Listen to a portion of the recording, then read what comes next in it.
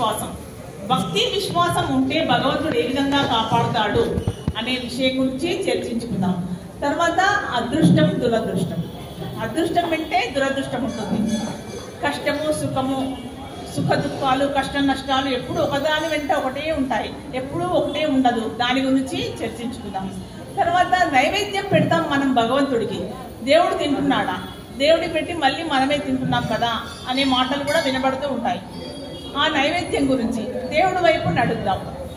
చిన్న చిన్న టాపిక్స్ ఒక 3-4 చెప్తున్నాను కాబట్టి నా ప్రసంగం ఎప్పుడు ముగుస్తుందో మీకు తెలియాలి అంటే చివరికి జై శ్రీరామ్ అన్నప్పుడు నా ప్రసంగం ముగుస్తుందండి. మొదటిది భక్తి విశ్వాసం. మొదటి టాపిక్లోకి వెళ్దాం. ఒక ధనవంతుడు ఉండేవాడు. ఆ ధనవంతుడు చాలా సరదాగా అన్ని సరదా పనులు చేసుకుంటూ షికార్లు తిరుగుతూ ఉండేవాడు. అతనికి ఏమనిపించిందంటే ఒక రోజున అతనికి గజ ఈతగాడిలాగా సముద్రంలో కూడా ఈత కొట్టడం వచ్చు. ఆయన ఏం చేశాడంటే పడవ నడిపే మనిషి కూడా లేకుండా నేనే పడవ తీసుకుని సముద్రంలో షికారుకు వెళ్ళాలి అనుకుంటాడు. అనుకున్నదే తడవుగా వెంటనే పడవ తీసుకొని సముద్రంలో షికారుకు వెళ్తాడు. కొంత దూరం వెళ్ళాడో లేడో సముద్రంలో తుఫాను ప్రారంభమవుతుంది. తుఫాను తీవ్రతరం అవుతుంది. తుఫాను తీవ్రతరమై అతని పడవ అతలాకుతలం అయిపోతుంది. ఏమీ చేయడానికి వీలు కాకుండా ఆ పడవ మొత్తం ధ్వంసం అయిపోతుంది. అతనికి ఈత వచ్చు కాబట్టి సముద్రంలోకి దూకేస్తాడు. లైఫ్ జాకెట్ పెట్టుకుంటాడు. లైఫ్ జాకెట్ ఉండడం వల్ల సముద్రంలోకి దూకేస్తాడు. దూకేసి అలా నీళ్ళతో తేలుతూ తుఫాను శాంతించే వరకు నీటితో తేలుతూ ఒక చిన్న ద్వీపానికి చేరుకుంటాడు. ఆ ద్వీపంలో అసలు నిర్జన ద్వీపం, ఎవరు మనుషులు ఉండరు, నిర్మానుష్యంగా ఉంటుంది. ఎక్కడ చూసినా ఎవ్వరు కనిపించరు. ఎక్కడ చూసినా సముద్రమే కనిపిస్తుంది. అతను చాలా బాధపడతాడు. నేను ఎప్పటికీ ఎవరికి ఏమీ హాని చేయలేదు, ఎవరికి అపకారం చేయలేదు, నేను ఇట్లా ఒక్కడనే వచ్చి ద్వీపంలో చిక్కుకొని పోయాను, దేవుడు ఎందుకు నన్ను ఇలా చేశాడు అని బాధపడతాడు. ఆ ద్వీపంలోనే ఒంటరిగా ఉండడానికి పూనుకుంటాడు. ఇంకా మనిషి అన్నప్పుడు ఆకలి అవుతుంది కాబట్టి ఆ ద్వీపంలో చెట్లకు పెరిగిన కాయలు పండ్లు తినుకుంటూ జీవితం సాగిస్తూ ఉంటాడు. కొంతకాలం తర్వాత ఏమైతుందంటే అతనిలో నెమ్మదిగా ఆశలన్నీ నీరు గారిపోవడం ప్రారంభమవుతాయి. ఎంతకాలం ఇలా ఉండాలని. కానీ భగవంతుడిపై మాత్రం భగవంతుడి పైన మాత్రం విశ్వాసం సడలకుండా ఉంటుంది.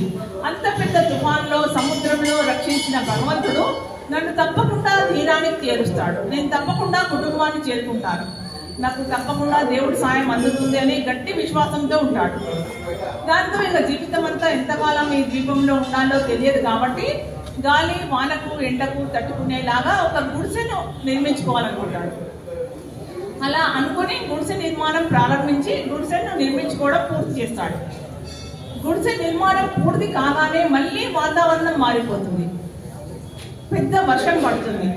చాలా మెరుపులతో ఉరుములతో కూడిన వర్షం పడి వడగండ్లు పడతాయి. మొత్తం వాతావరణం మారిపోతుంది. అతని గుడిసె పైన పిడుగుపడి గుడిసె మొత్తం కాలిపోతుంది. ఇదంతా చూస్తూ విసిగిపోయిన అతను ఏం చేశాడు, ఆకాశం వైపు చూసి, దేవుడా ఎంతవరకు నీకు ఇది న్యాయం, నిన్నే నమ్ముకున్నాను కదా, మరి ఎందుకు ఇట్లా గుడిసెను కాల్చివేశావు? నేను ఎన్ని కష్టాలు ఎదురైనా నిన్నే నమ్ముకున్నాను, నాపై దయ లేదు, కఠినాత్ముడివి నీవు. ఎందుకంటే నేను ఒక గుడిసెలో బ్రతుకుదామని గుడిసె నిర్మించుకుంటే ఆ గుడిసెను కూడా పిడుగు వేసి కాల్చివేశావు. అందుకని నేను చాలా బాధపడుతున్నాను, నీకు నాపై దయ లేదు అని దేవుణ్ణి నిందించుకుంటూ చాలా బాధపడుతూ నిరాశ నిస్పృహలతో గొంతు కూరుకుపోయే విధంగా చాలా గట్టిగా ఎడవసాగాడు. అంతలో ఏమవుతుందంటే అక్కడ దూరం నుంచి ఒక పడవ వచ్చినట్లుగా కనిపిస్తుంది. అకస్మాత్తుగా ఒక పడవ రావడం, పడవలో నుంచి 2 వ్యక్తులు దిగి వస్తారు. దిగి వచ్చి ఏం చెప్తారు వాళ్ళు అంటే, మిమ్మల్ని రక్షించేందుకే వచ్చామని చెప్తారు. కాలిపోతున్న గుడిసె దూరం నుంచి మాకు కనబడి ఈ నిర్జన ద్వీపంలో ఎవరో ఇబ్బంది పడుతున్నట్లుగా మాకు అనిపించింది. దూరం నుంచి చూస్తే గుడిసె కాలిపోతుంది, అందులో ఎవరూ లేరు ఈ ద్వీపంలోనే మాకు తెలుసు, కానీ ఎవరో చిక్కుకున్నారు, ఎవరో ఇందులో ఇబ్బంది పడుతున్నారని మాకు తెలిసింది. అలా తెలిసి మిమ్మల్ని రక్షించడానికి వచ్చాము. మీరు గుడిసెను కాల్చి చాలా మంచి పని చేశారు. గుడిసెను కాల్చి ఉండకపోతే ఇక్కడ మీరున్న విషయం మాకు తెలిసి ఉండేది కాదు అంటారు ఆ ఇద్దరు వ్యక్తులు. అప్పుడు ఆ వ్యక్తి ఏం చేశాడు, కళ్ళల్లో నీళ్లు తెచ్చుకుంటాడు. కళ్ళల్లో నీళ్లు తెచ్చుకొని భగవంతుడికి క్షమాపణ కోరుకుంటాడు. దేనికోసము? ఇంతకుముందే దేవుణ్ణి నిందించాడు, కఠినాత్ముడు అన్నాడు, దయలేదన్నాడు, గుడిసె వేసుకుంటే గుడిసెను కాల్చి వేశామన్నాను. కానీ భగవంతుడు ఏం చేశాడు, రక్షించాడు. ప్రభు, నన్ను రక్షించడానికి నువ్వే పిడుగు రూపంలో వచ్చావు, పిడుగు రూపంలో వచ్చి గుడిసెను కాల్చివేశావు. అలా పిడుగు రూపంలో వచ్చి గుడిసెను కాల్చివేసి నన్ను రక్షించావు. నువ్వు చాలా సహనంతో ఉంటావు, నేను సహనాన్ని కోల్పోయాను, నీ ముందు నేను విఫలమయ్యాను, ఓడిపోయాను ప్రభు, నిశ్చయంగా నువ్వే గెలిచావు, నిన్ను నమ్మిన వారిని తప్పకుండా కాపాడుతావని నిరూపించుకున్నావు, దయచేసి నన్ను క్షమించు ప్రభు అని భగవంతుడిని ప్రార్థించాడు. అంటే భగవంతుడు ఏ రూపంలో వచ్చి కాపాడుతాడు, ఏ విధంగా కాపాడుతాడు అనేది మనకు తెలియదు, కానీ భగవంతుడిని నమ్ముకోవాలి. అంటే పిడుగు రూపంలో దేవుడే వచ్చి గుడిసెను కాల్చివేసి ఇద్దరు వ్యక్తులు వచ్చి పడవలో ఇతన్ని కాపాడినట్టు చేసింది కూడా భగవంతుడే కదా. అందుకని భగవంతుడు ఎప్పుడు ప్రత్యక్షంగా శంకు చక్రాలు పెట్టుకొని వచ్చి కాపాడాడు, ఏదో ఒక రూపంలో వచ్చి కాపాడుతాడు. ఈ కథలోని నీతి ఏంటి అంటే, సుఖంలోనైనా దుఃఖంలోనైనా తనను నమ్మిన వారితో దేవుడు ఎల్లప్పుడూ ఉంటాడు. అదేంటండి, దుఃఖంలో దేవుడు పక్క నుండి ఏం చేస్తున్నాడు అంటారు, ప్రారంభ కర్మ అనుభవించాలి. రామకృష్ణ పరమహంసకి గొంతులో వ్రణమైంది. ఆయన ప్రతిరోజు భద్రకాళి అమ్మవారు దర్శనం చేసేవారు. ఆ వ్రణాన్ని తొలగించమంటే అమ్మవారు తొలగిస్తుంది, కానీ తొలగిస్తే ఏమవుతుంది, ఆ వ్రణానికి సంబంధించిన బాధ ఏదైనా ఉందో అది మళ్ళీ జన్మెత్తి తప్పకుండా తీర్చుకోవాల్సిందే. కర్మ ఫలాలను అనుభవించాల్సిందే. కాబట్టి దేవుడు మిన్నకుని ఉంటాడు.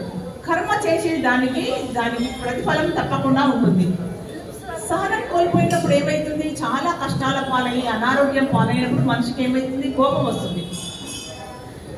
మనిషికి దేవుడిపై కోపం వస్తుంది, కానీ దేవుడికి మనిషిపై ఎప్పుడు కోపం రాదు, ఎప్పుడు అన్నీ మంచి చేస్తాడు. జీవితంలో అప్పుడప్పుడు మనం నిరాశ నిస్పృహలతో దేవుణ్ణి నిందిస్తూ ఉంటాం, విశ్వాసాన్ని కోల్పోతూ ఉంటాం. దాని కారణంగా ఏమైతుంది, మన ఆత్మవిశ్వాసం కూడా క్షీణించిపోయే ప్రమాదం ఉంది. అందుకని దాని కారణంగా మన ఆత్మవిశ్వాసం క్షీణించిపోయే అవకాశం ఉంది. కాబట్టి తర్వాత మనకు నెమ్మదిగా ఏమర్థమవుతుంది, ఆ దేవుడు విధి చేసింది మంచిదేనని, లేకపోతే నేను ఈరోజు ఇక్కడ ఉండేవాడిని కాదని. అంటే మనకు గతంలో 2-3 సంవత్సరాల క్రితం కానీ ఎప్పుడు కానీ మనకి ఏదైనా కష్టం వచ్చింది అనుకోండి, అప్పుడు ఆ కష్టాన్ని తట్టుకోలేక దేవుణ్ణి నిందిస్తాం. కష్టం గట్టెక్కి పైకి వచ్చిన తర్వాత మళ్ళీ ఏమనిపిస్తుంది, అమ్మ అప్పుడు ఆ కష్టం రావడమే మంచిదైంది. కొన్ని సందర్భాల్లో ఆ కష్టం అప్పుడు వచ్చింది తాత్కాలికమైన కష్టం, మనకు అనుభవం వచ్చింది, పటుత్వం వచ్చింది, ఆ కష్టాన్ని ఎదుర్కొనే శక్తి వచ్చింది, దృఢత్వం వచ్చింది. మరి ఇప్పుడు శాశ్వతమైన సుఖం వచ్చింది. ఆ తాత్కాలిక కష్టం రావడం మూలంగా ఇప్పుడు శాశ్వతమైన సుఖం వచ్చింది అని కొన్నిసార్లు అనుకునే సందర్భాలు కూడా ఉంటాయి. కాబట్టి ఏం చేయాలి, మనము ఎన్ని కష్టాలు ఎదురైనా, ఎంత దుఃఖం కృంగదీసినా సరే, ఎంత కరోనాలు కాటు వేయాలని చూసినా సరే, సమస్యలు ఎంత తొక్కేయాలని చూసినా సరే, ఆత్మవిశ్వాసాన్ని వీడకుండా ఉండాలి, భగవంతుడిపై భారం ఉంచాలి, పరమాత్ముడిపై పూర్తి నమ్మకం విశ్వాసం ఉంచి పట్టుదలతో మన పని మనం చేసుకుంటూ వెళ్తే ఏమవుతుంది, తప్పకుండా విజయాన్ని సాధించి తీరుతాం. ఇప్పుడు భక్తి విశ్వాసంలో భగవంతుడు ఒక పిడుగు రూపంలో గుడిసెను కాల్చేసి అతన్ని రక్షించాడు కదా, అలా అదే విధంగా అంటే ఆ విధంగా అంటే అదే విధంగా అని కాదు, ఏదో ఒక విధంగా భగవంతుడు తప్పకుండా మనల్ని కాపాడుతాడు. మనం భగవంతుడి పైన భక్తి విశ్వాసం తప్పకుండా కలిగి ఉండాలి అనేది ఇందులోని అంతరార్థం.